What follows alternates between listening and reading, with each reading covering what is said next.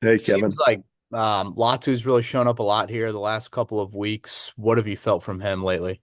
Yeah, he has. I think we've seen it in practice in the games that it's slowly coming. And like I mentioned before, the conversation was him, just keep going.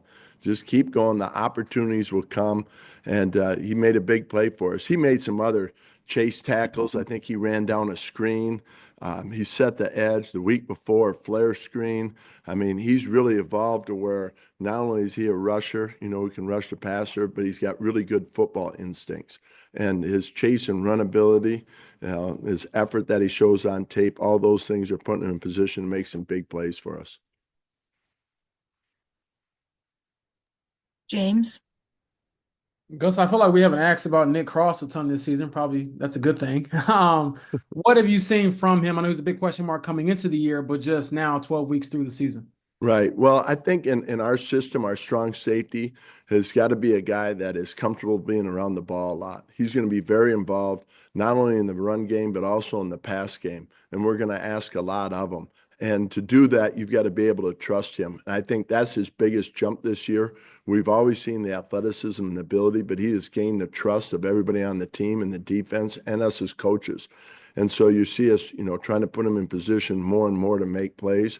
And he had a lot of plays that he made in the game. So yeah, he's starting to see, there's what's that saying? See a little, see a lot. I think that's where he's at right now. He's really dialed in, he's really focused, and he's playing at a pretty high level for us. JJ. Gus, what have you seen out of Drake May this year? He's had some games where it looks like he's had success throwing it, he's had success running it, even if maybe the wins haven't been there for him. Sure. We just watched a tape, 50, 60 play reel where just his ability to extend plays, make plays, and then his ability to run. He's got a lot of yards rushing. One of the coaches made a stat. I think he's got more rushing yards or has gained more rushing yards than any quarterback as far as scrambling ability. So he can make plays. I really I got a chance to get to know Drake just with the draft process with my son going through it last year, and they worked a lot together. So his personality, he's a guy that has no fear. He's very accurate. He, can make plays on the run. I think he's really gotten better and better and more comfortable week after week in the system. So, I mean, his accuracy, there's a reason why he was taken high, right? He's got good poise. Nothing seems to bother him. He extends plays, can make plays on the run. And, I think he's getting better with each game. So we expect to see a really good version of him. You're talking about getting to know him as Carter went through the process too. Like, how does that no fear mentality that he has, how does that keep him dangerous, even if maybe the Patriots aren't winning a ton of games Sure. at this point? I think his ability, like you see some of his big plays, even the Miami game, right? Their first touchdown. He gets out of the pocket, it's long yardage situation. His eyes are looking downfield, makes a big play, and they end up scoring a touchdown on it. So I think he just has that ability. And on the run, he's pretty accurate. And, he's just, I've got a lot of respect for him, and I think his game will only get better and better. I think, probably teams that have played him in their division for the first time compared to the second time seeing him, probably would say the same thing because that's what shows up on tape. Nate. Hey Gus, how do you think Dio's kind of handling things this year? It seems like his versatility has been probably pretty important for you guys with some of the injuries at different spots. So how do you think he's kind of stepped up in these weeks? Yeah, I mean, yeah, we're very grateful for him because we play him at the end spot. We play him inside. He's got high football IQ, really good instincts.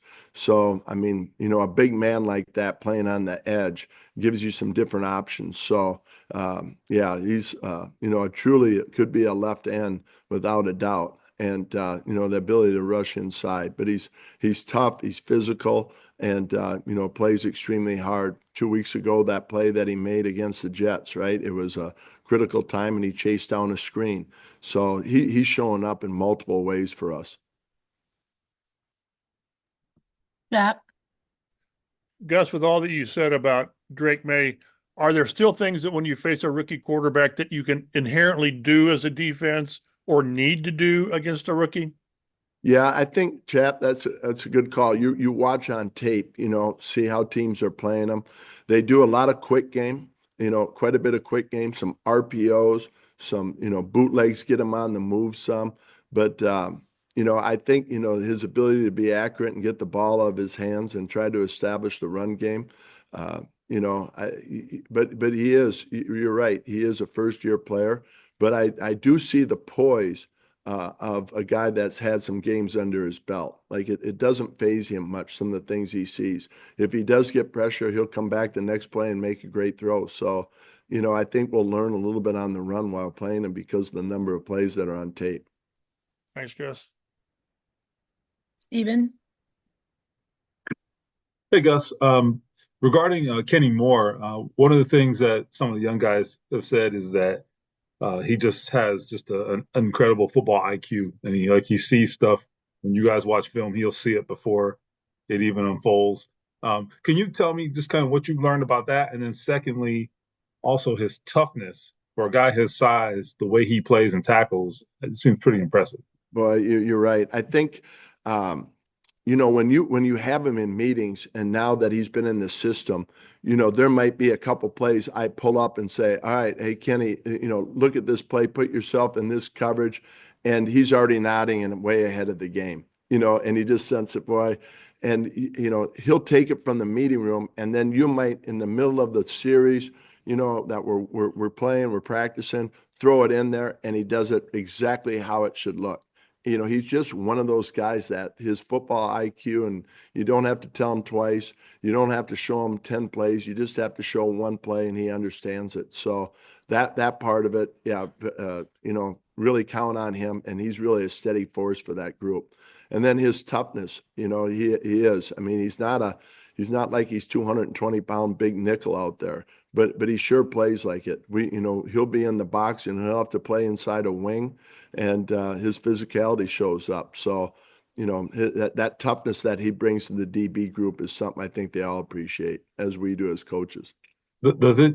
I mean, that takes like fearlessness, I guess, right? I mean, that's not everybody has that in the NFL to a degree, but I mean, is there something that sets him apart in that Yeah, regard? I think that sometimes, everybody you ask to do it in the nickels I've been a part of, hey, we're going to ask you to do this. You got to play the next available in this power. It's going to get noisy in there.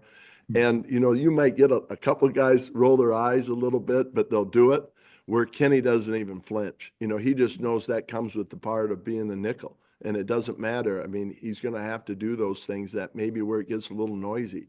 And he just doesn't blink. He doesn't blink. So, that's one where you can spend your time. All right, show him a few things, and then you're on to coaching other guys, because he does have a pretty good understanding.